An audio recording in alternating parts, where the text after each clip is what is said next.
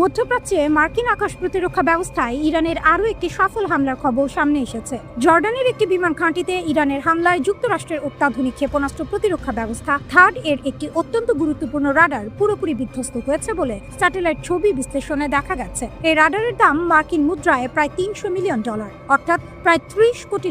মার্কিন সংবাদ মাধ্যম CNN ও ব্লুমবার্গ এর প্রতিবেদনে এই তথ্য উঠে এসেছে।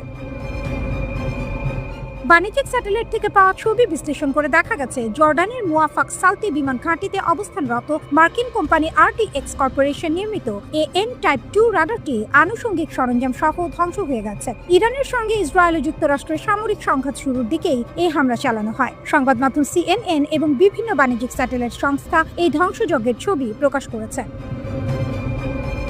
পরবর্তীতে একজন মার্কিন কর্মকর্তাও ঘটনার সত্যতা নিশ্চিত করেছেন। তিনি জানান, এই রাডারটি